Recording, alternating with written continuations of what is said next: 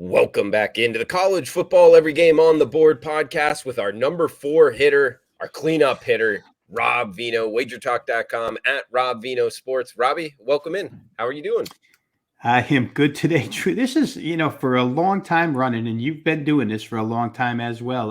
This is one of my favorite segments of the week, this Every Game on the Board, because we get to speak about college football conferences generally. We get a batch of games that don't often get talked about. And I know that the two of us enjoy that. Midweek Maction and midweek Sunbelt is coming. November's right ahead of us. So it's good to talk about a few of these teams for sure. Absolutely, Robbie. Hey, I don't know if have you had a chance to look at next week's Maction? Because we're not going to get to talk before the Tuesday, Wednesday slate. Have you looked at it? You know what? Ralph actually put out a schedule of all the games for the month of November, what days they are, but I didn't look at it, so I don't have the answer. Okay. Yeah, no, it does start next week, guys. Tuesday, Wednesday, Maction. So get ready for that.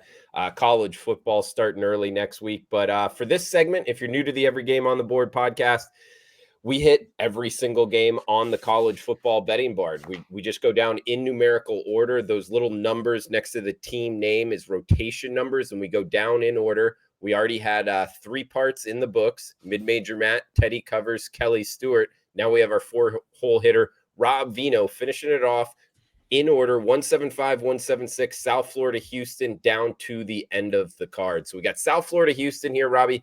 AAC matchup, 61 being the total, minus 17.5. That's Houston at home, kicking us off on Saturday, 12 noon Eastern, Rob. Yeah, Houston got back kind of in good graces last week with that win over Navy, drew 38-20. However, I'd be more inclined to take 17.5 here with South Florida. If there's one thing that's changed about USF this year, it's been their commitment to the running game. And they've been halfway decent running the football because they've incorporated quarterback runs into the offense. Jerry Bohannon, the Baylor transfer, has been pretty good running the football for them. They've started to score points between 24 and 31 in 4 of their last 5. And there was a point the last couple of years, really, where South Florida couldn't score at all. So I like the turn in offense. And when you're taking 17.5 and you have a team that can run, Houston's a decent run defense, but they're not shut down by any means. So if South Florida can control the football a little bit, they've been able to do that somewhat, and they do that by slowing the pace. They rank 113 in the nation in seconds per play. They take 28 seconds between snaps.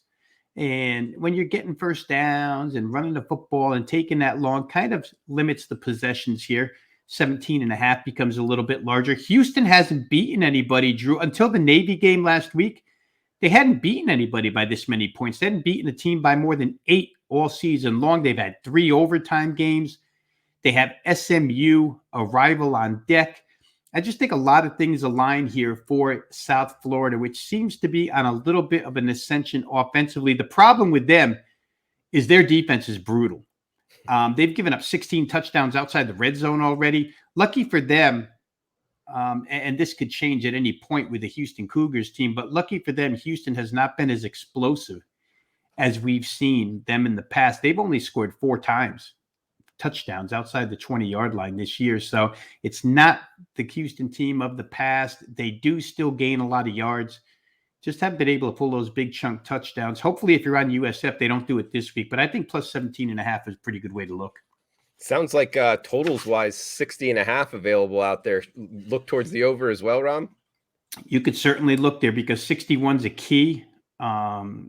37, 24, 38, 23. A lot of games fall on 61. So, I wouldn't recommend under. That's for sure. There's good weather there in that game. So that could be a total play over the number. Staying in the American here, 3:30 Eastern, 177, 178. SMU at Tulsa. We're seeing Southern Miss, the Mustangs, -2, as high as -3 out there, mostly 2.5 road favorite, 64 the total in Tulsa, Oklahoma, Robbie.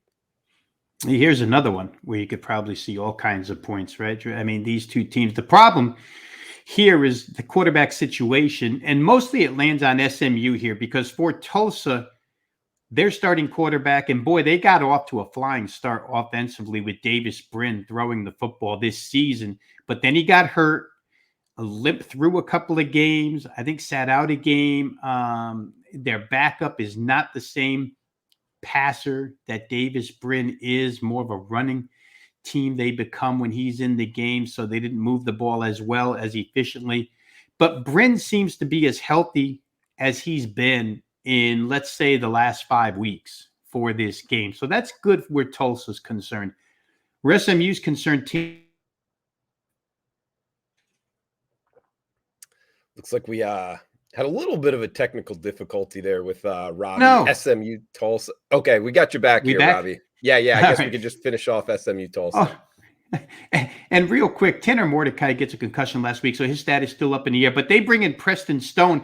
And if you guys remember, Preston Stone's now a sophomore, I think. But this was a huge Sonny Dykes recruit. This kid had offers from Alabama, from Georgia, all over the place. They've just been waiting for him to step in and be the heir apparent to the job. But Mordecai's been so good that he really hasn't been able to take it yet. He came in last week.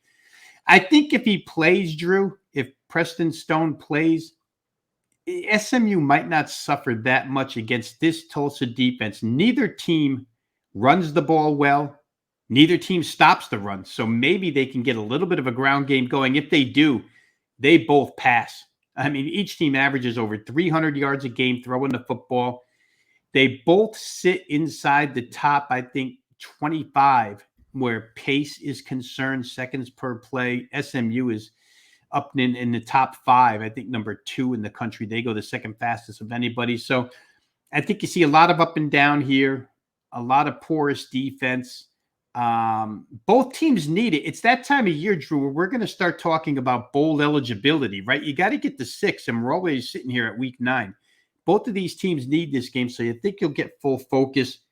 The only difference I could come up with in this game that tilts the scales, tilts it towards SMU, Tulsa's pass protection has been lousy. They've given up 28 sacks, SMU only 14.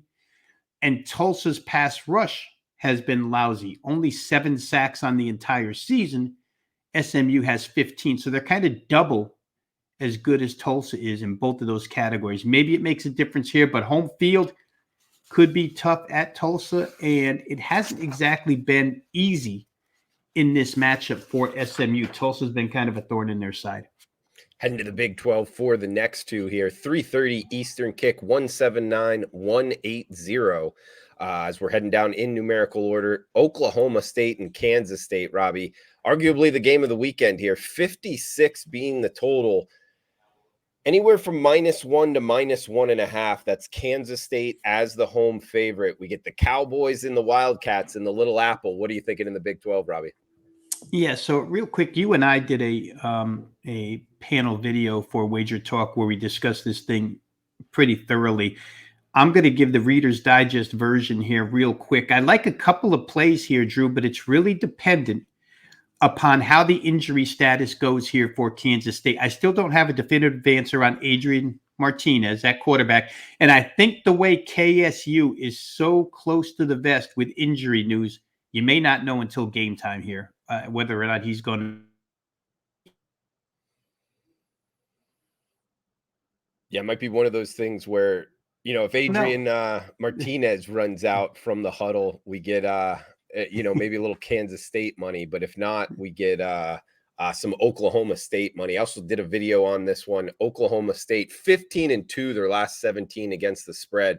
They've covered 10 of their last 11 on the road. So, Robbie, I think we got you back here. Mike Gundy, he's been an absolute money maker and going on the road here. That's why I like the Cowboys. Any closing thoughts on this one? Yeah, I think if Martinez and Deuce Vaughn both go, this game gets over the total. Oklahoma State's defense is just not the same, and it can be attacked. And Kansas State, believe it or not, has been a higher scoring over type team this year. If Martinez or Vaughn doesn't go, I like Oklahoma State. I'm with you. I trust Mike Gundy on the road in a huge game in the Big 12. There's a few of them because those teams are bunched up right now. Yeah, that's the thing with the Big 12 guys. It might not be top heavy. People might, think the Big 10, the SEC, a lot better. The thing that the Big 12 has going for it, Robbie, is there's not a lot of anchors out there. There's not a lot of bad teams in the Big 12 to kind of rack up wins because they're all pretty good. Baylor, Texas Tech, speaking of kind of that nature of team, 62.5 being the total, -2.5 at most shops as we're talking here on Thursday, guys. Night game in Lubbock. Tough spot here for Baylor. Texas Tech playing some good football. What are you liking in this one? Yeah, and again, we seem to have the swatch of games here, Drew, where the offenses are really the best units on the field. However, Baylor's been good overall defensively this year. But I'm going to go back 2 weeks to when they went to Morgantown, West Virginia, and got lit up for 500 yards off offense and 43 points. They lose in Morgantown 43-40 because the defense just couldn't stop the run or the pass. And Texas Tech, certainly we know, can move the football. I mean, they come in with their third-team quarterback, Morton, last week, throws for 325, and it's the second time he's gone over 300 yards passing. So they've got something going on there at Texas Tech. They run it a little bit better than they have in the past when they were strictly air raid. Again, Baylor shut down Kansas last week. But are they going to go on the road here? And the good news for Baylor real quick was quarterback Blake Shapen returned and played in that game. So you remember how good he was playing against West Virginia before he got hurt. He'll play here. Again, Drew, I can't make a case for defensive football in this game, which has been the case for the Big 12 a lot this year. Total sitting at 62.5. It's going up 1 point. I'll put it mildly. I couldn't play under, and I'm a little scared to play Baylor, even though my power ratings made the game pick. I'm a little afraid to play Baylor off of the defensive performance I saw at Morgantown 2 weeks ago. Yeah, I'm surprised this total isn't more either. I got to check the weather in Lubbock, but night game there, a good one. Baylor and Texas Tech, another good one heading to the SEC here, staying in the state of Texas, Mississippi at Texas A&M. We're seeing Ole Miss -2 here, Robbie, 54.5 being the total in College Station. Yeah, boy. Texas A&M has so much talent on paper, Drew, that you keep waiting week in and week out for, what could be a breakout game, and it just really isn't happening for them. There's no consistency on that offense whatsoever. It's really hard to play them. I mean, if you back them, you're backing their defense against Lane Kiffin's offense, which actually did get shut down by LSU last week after building. I think Ole Miss had like a 17-0 lead or 17-3, and LSU just went berserk after that. Lane Kiffin's defense has been hit hard by teams that can actually move the football in the SEC, but Texas A&M cannot. I don't think they're worried about venue, Ole Miss, but if you're going to give me a matchup, and this is really what it comes down to for me. If you're going to give me a matchup of Lane Kiffin play calling against Jimbo Fisher, I'm not going to play Jimbo Fisher. Unless Mississippi makes mistakes, I think they win by a field goal for no other reason than I just believe more that Lane Kiffin's team can come up with a big play that Texas A&M can't unless their big play is going to be on defense. So protect the football, play Ole Miss. If they make a lot of mistakes, obviously, against anybody, you're going to lose. But I think they'll probably win that game. Robbie, do you know if Jimbo Fisher is still calling his own plays? I haven't seen. Yes, he was gonna turn that over a couple of weeks ago. Now I don't know definitively if he did or not. We don't know what goes on the sidelines, but yeah, there was a point a couple of weeks ago where he did say that he might turn play calling over. So, but the offense hasn't gotten any better. Yeah, we got Arkansas and Auburn staying in the SEC West here. 12 noon Eastern kick here. So 11 a.m. local time on the Plains, Robbie. -3.5. That's Arkansas as the road favorite. 62 being the total. Speaking of bowl eligibility, kind of an important game here. What are you thinking with the Razorbacks and the War Eagles? Yeah, I mean, it's funny, Drew, because during portions of games, Auburn does show a lot of life. They just can't seem to close things out for a full 60 minutes at this point in time. And that there may be a talent gap, could be coaching, could be a lot of things where Auburn is concerned, but could be quarterback play, which is my idea. I just think their quarterback play isn't good enough for 60 minutes of football, where Arkansas's probably is. Not a game that I played, but I got to tell you, if I was going to play this, Arkansas's defense has really not been good all season long, and I do believe Auburn can score points against them. So if I were going to play, I'd probably look at the over in this contest in some capacity, maybe first half, maybe full game. But I do think KJ Jefferson and company will get theirs. They usually do. And that defense just hasn't improved all season long. So I would trust Auburn. They'd probably find their way to at least 24-27. Yeah, it's an interesting handicap, Robbie. I mean, both teams, off of a bye. So that's a factor here. I mean, Arkansas has put up a bunch of points, particularly the last time out against BYU. I don't know, though, because a lot of people bring it up like, hey, can we make money betting against Auburn? I'm not totally against it, but at the same time, I agree with what you said at the top. They haven't quit on the season. And that's something we've seen in the past with Auburn that's been a great bet against. The only problem with this year is they really haven't. So I don't know. At home, plus 3.5 or minus 3.5 towards Arkansas. I haven't bet it either, Robbie, but good breakdown. We got Temple and Navy up next, heading back to the AAC. 41.5 being the total, minus 14. That's Navy at home. I don't know, Robbie. Laying 2 touchdowns here with a military academy. Is Temple that bad? They're that bad, but I'm surprised. And the bettors have moved it this way. I think you have to believe that this game at least goes 35-7 and gets over the total of 41.5. Temple's run defense is atrocious. And against the triple option, they're going to be lit up by Navy. But the good news for Temple, if anybody's watched them the last couple of weeks, is Kurt Warner's son, E.J. Warner, now at quarterback.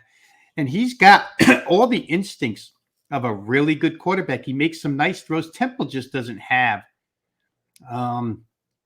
enough in the way of overall skill position talent. Last week against Tulsa, they hung in, but they just couldn't finish off drives. They do go for it a little bit on fourth down. They're trying anything they can to register some point production. But I think they can get 7 here against Navy. They could hit one big pass. This kid's very, very capable. And like I say, Navy's going to go for 35 or 38 at a minimum here, the way Temple plays run defense. So I think this number at 39 was very easy to bet over. I think at 41.5, like I say, at 35-7 gets you a ticket cashed. I think that happens here. Robbie, heading to 189-190 here, 3:30 Eastern kick, North Texas at Western Kentucky. Interesting trip from Denton to Bowling Green, Kentucky. We do see Western Kentucky as a double-digit home favorite here. It opened 9.5, now minus 10 across the board, and we're seeing 70 as the total here, Rob. So Mean Green versus the Hilltoppers. And boy, they got a big win last week, Drew. I think Western Kentucky ended up intercepting a pass in the end zone to preserve the victory last week, which was very, very big for them. And now they get to play North Texas in a game that should probably be a lot easier for Western Kentucky's offense to get into the end zone last week. Little tougher defense. Wasn't as easy for them throwing the football, but North Texas puts up zero resistance. However, the other side of that coin is Seth Luttrell has that offense pretty much humming on a weekly basis. And Western Kentucky's been, while they've been better defensively lately, still very, very susceptible to giving up points as well. We've seen this one come down from 71.5 down to 69.5. That could just be that people thought 71.5 was too high. But certainly North Texas has made 71.5 look small in a lot of instances this year. I could see this one getting back to the track meet style that Western Kentucky had been playing earlier against poor defenses, the way North Texas has played all season long.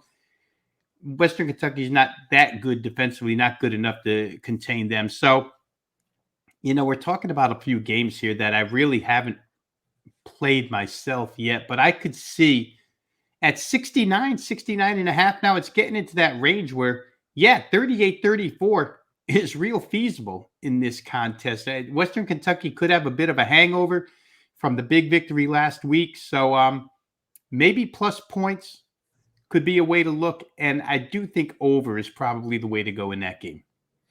Next game up, much to the chagrin of the University of Georgia and the University of Florida.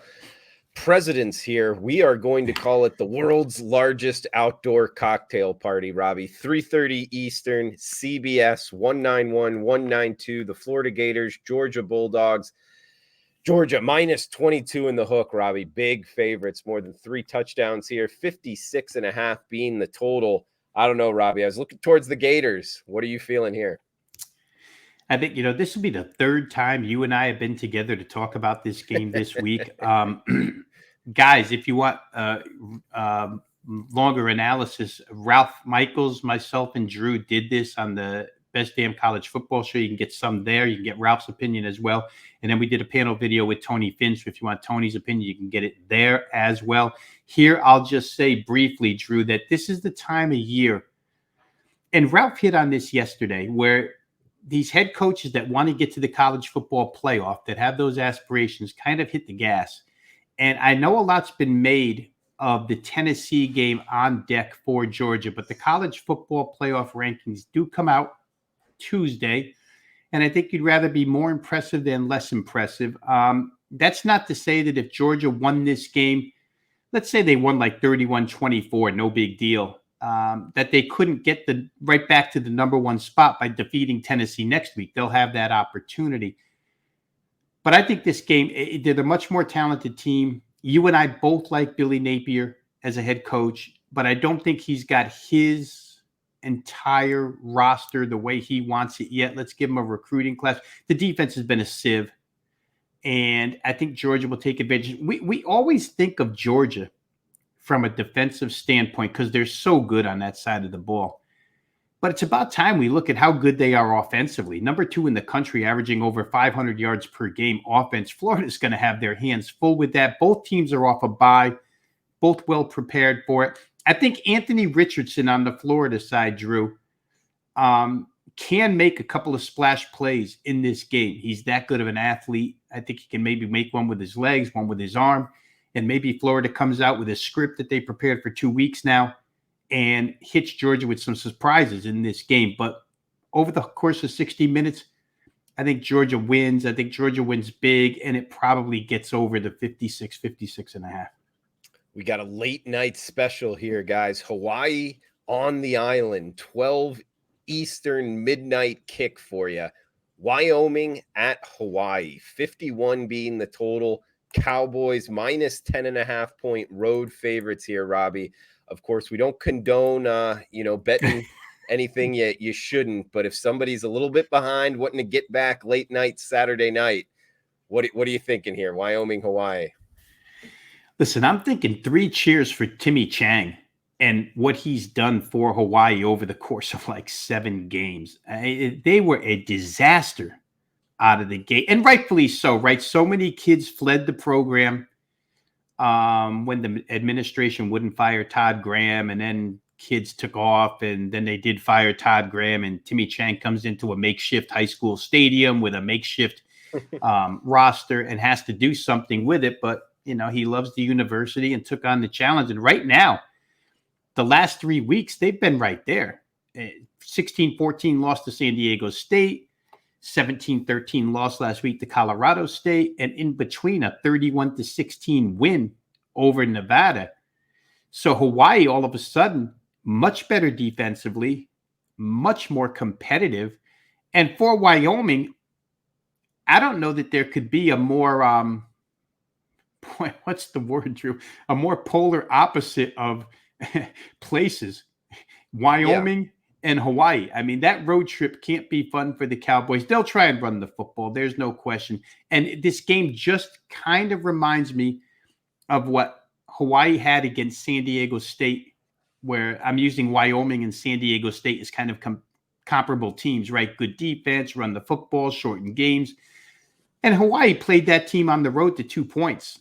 To play at home within 10.5 points of Wyoming, if they continue to play mistake-free the way they played the last 3 games, I think 10.5 is probably too much to give Hawaii here. Wyoming's certainly going to find their openings in the running game, but boy, to me, Hawaii's just shown signs of life. You and I were talking before we came on about Florida International being type of the same thing, a team that was an unmitigated disaster and now is finding its footing. I think Hawaii's the same thing. I'd probably, if I had to, look to take points with Hawaii at home in that game. Yeah, it's an interesting handicap, isn't it, Robbie? I mean, part of me thinks Craig Bull, I want to trust that, but at the same time, Wyoming hasn't really been good on the road, and you bring up that type of profile bet, San Diego State and Wyoming, they do kind of, have a lot of similarities, and Hawaii hung with San Diego State. So you're right. Hawaii on the island, they're playing better. They've covered 3 straight and 4 of their last 5 of their last 6, whatever the case may be. They've been money makers. So yeah, good analysis there, Robbie. Heading down the list. From Hawaii to Florida Atlantic here might be the furthest west university to the furthest east university. I don't know if FAU is actually the furthest east university, but either way, long way away. UAB, FAU, 7:00 Eastern here, Robbie.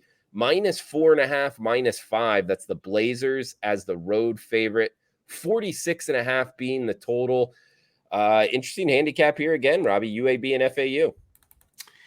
Yeah, overall, Drew, I still believe that UAB is the best team in that particular conference just because of, they stick to their identity as much as anybody. And in the end, they play defense that other CUSA teams don't play. However, it's a little tricky here because Florida Atlantic doesn't take a back seat talent-wise to UAB whatsoever. Florida Atlantic probably has as much talent. Florida Atlantic probably makes more mistakes. They're not as disciplined.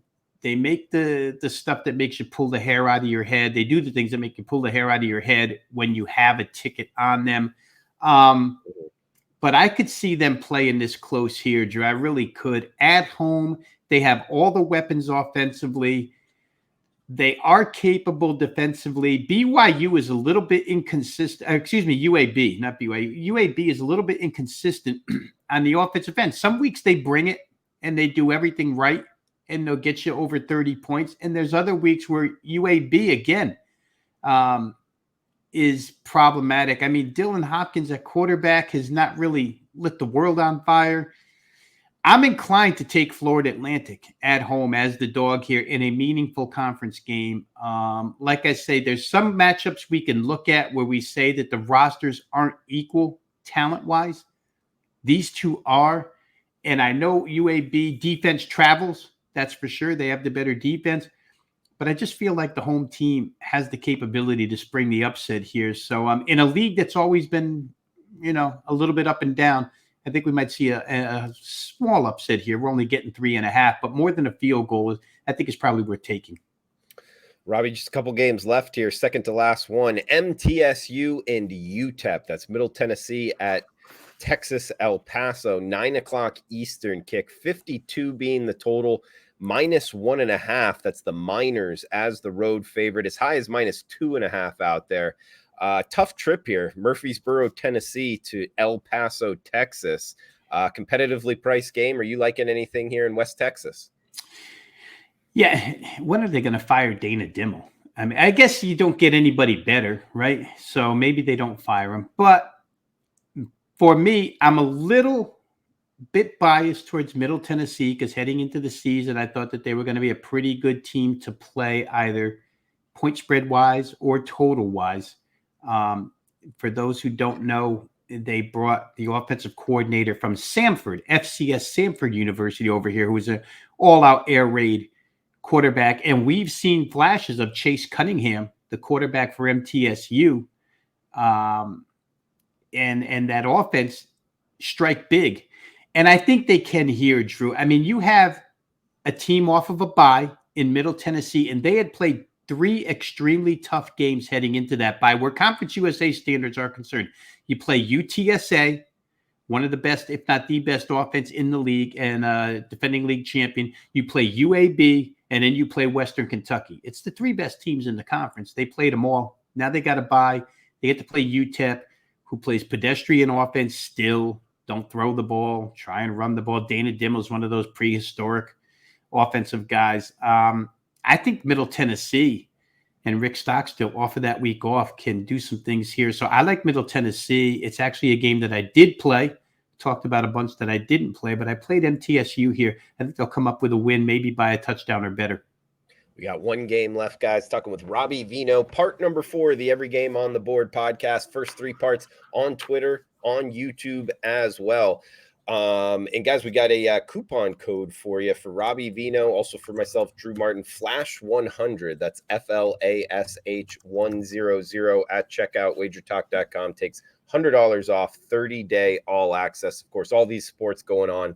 That's a good deal. Flash 100. Rob Vino, Drew Martin here. Last game up, Robbie. Degenerate special time slot, 10:30 Eastern kick. San Jose, California, 199-200 is the rotation number. Last game on the board. This will finish it off for the Every Game on the Board podcast. Nevada at San Jose State, Robbie, minus 24.5. That's the Spartans as the home favorite. 44.5 being the total. Got to bring this up, Robbie. 24.5 is the spread with 44.5 as the total. Those are always difficult, man. What do you like here in San Jose? And I'm not one that's inclined to lay this type of number in any college football game. I usually just go right past it. But in this one, I think there's good reason to play San Jose State. First off, their defense against Nevada's offense is a mismatch to begin with. But this game is going to have a little extra to it, Drew, because the San Jose State football player Camden McWright last week, he's riding the scooter. He got killed by a bus on campus, and they had to cancel their game. And this is going to be one of those emotional type games from the outset here for the San Jose State University team. So, yes, it's 24.5, 25, but they have held teams. Their defense is capable of holding you to 13 or less, 10 or less, something like that. And Nevada's offense really has been by the wayside all season long as they transition. So, yes, big numbers and small totals. Usually you have correlation parlays, right? Dog and under, favorite and over. But you generally don't like to lay a bunch of points when the total is this low. However, I could see something in the vicinity of 37-7. I really think this is going to be one of those games where San Jose State's kids have. I think we lost Robbie for a second. He'll probably come back like the first 2 times. But one thing I want to bring up, guys, is, with the player being killed, they canceled it last week. It's always, in itself, just handicapping the game kind of difficult because it's not like a bye week where you're preparing for extra time for the team you're playing. It's more like you're preparing for that game last week. Something happens, you cancel the game, and then you got to start kind of re-up it. It's a very difficult handicap in itself. Robbie, just, final thoughts here on the final game. Yeah, and San Jose State, Drew, is chasing for a conference title. They're in the mix this year. So I think the emotion just with the extra week to have this thing, how do I say? I don't want to say set up, but the fans will be electric. The team will be energized. And if they get out in front big, Nevada's pass offense, I don't think can come back because that's San Jose State. For those that have seen that front seven get after the quarterback, it's reminiscent of a couple of years back when they had that really good football team. Yeah. They look a lot like that defensively. So I'm going to lay it, Drew. Like I say, I'm not, I'm a long time in this business and as a bettor, but this time I'm going to. I just think we might see something in the vicinity of like 34-7, 37-10, something like that. I like it, Robbie. Great breakdown as always. Rob Vino Sports on Twitter. We'll get a most confident play from him. Appreciate everybody in my Twitter DMs on Twitter saying, "Where's Rob Vino?" Always, he's a fan favorite staple here on the Every Game on the Board podcast. Obviously knows his college football, guys. With the analysis, check him out at wagertalk.com. Robbie, any final thoughts for the show? And do you have a most confident play for us? Yeah, let's first just thank everybody who's, there's people that have supported this Every Game on the Board show, Drew, for as long as it's been on. You see it in the comment section all the time. Been listening to you guys since the first time you ever did this show. So thank you to everybody who watches, who listens. Hopefully we steer you in the right direction this week. If I was going to try and give you one out of the swatch of games that we did that I think is the best bet. I think South Florida plus 17.5 is very, very live with their rush offense against Houston, with Houston staring at SMU next week. It was kind of easy for them. They do real well against that option attack of Navy on a yearly basis. But I think that South Florida has found something with their quarterback here, Bohannon, running the football. So might not win the game, but I think sticking within 17 and a hook is key because you can lose the game 24/7 and still cash your ticket. So 17 and a hook is a big number. We'll take it. Robbie Vino going with the big underdog, South Florida plus 17.5. Robbie, I mean, does the money line intrigue you at all or no, not really? Just take the 17.5. No, not really. I don't. Okay, that's a probably not from Robbie Vito. It is plus 650 on the money line. That would be risk 100, win 650. But Robbie, great stuff as always, guys. Check him out, wagertalk.com. Please smash the like button. If you're watching on YouTube, please feel free to reply below. Any questions, comments, all is welcome. For Rob Vino, I am Drew Martin. That does it for every game on the board, and we'll be back next week. 4 more segments, breaking them down each and every week. So thanks for tuning in. Have a fun, safe weekend. Cash those tickets.